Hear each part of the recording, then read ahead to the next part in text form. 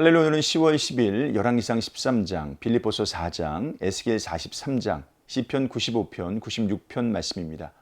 열왕기상 13장은 선지자를 통해 여로보암의 죄를 지적하시는 하나님을 말하고 있어요. 베델에서 제사 드리고 있는 여로보암에게 하나님의 사람이 찾아와요.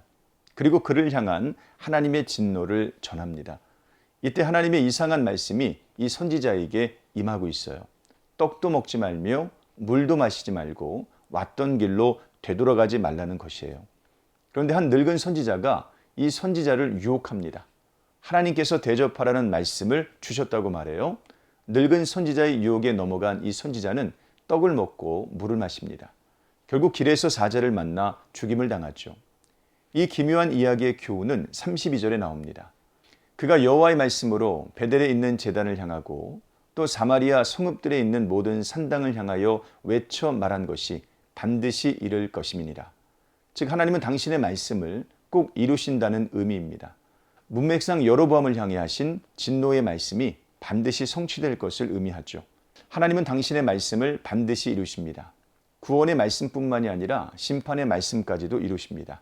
우리가 하나님의 말씀에 마음과 귀를 기울여야 하는 이유입니다. 빌립보서 4장은 빌립보 교회를 향한 바울의 권면들이에요.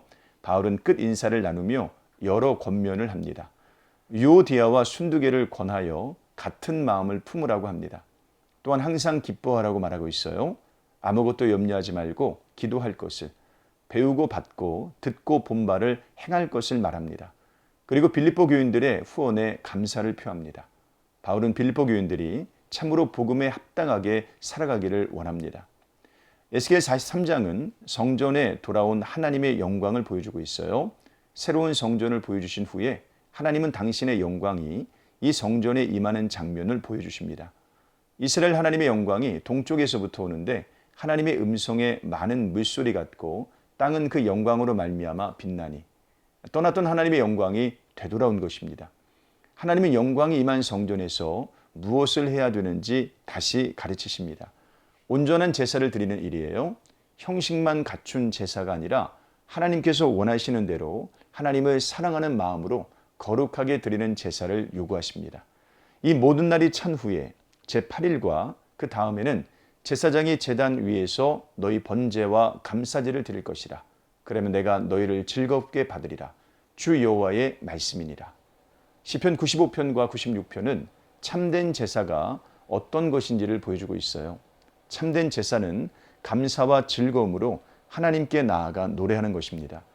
하나님께서 행하신 구원을 보고 하나님께서 만드신 세상을 보며 그분을 전심으로 찬양하는 것이죠. 무엇보다 우리가 하나님의 기르시는 백성이요 그분의 손이 돌보시는 양임을 깨닫고 그분을 전심으로 사랑하는 것입니다. 그럴 때 우리는 우리의 가장 좋은 것으로 하나님을 예배할 수 있습니다. 아름답고 거룩한 것으로 여호와께 예배할지어다. 오늘 하루도 이런 산 사시기를 주님의 이름으로 축복합니다. 고맙습니다.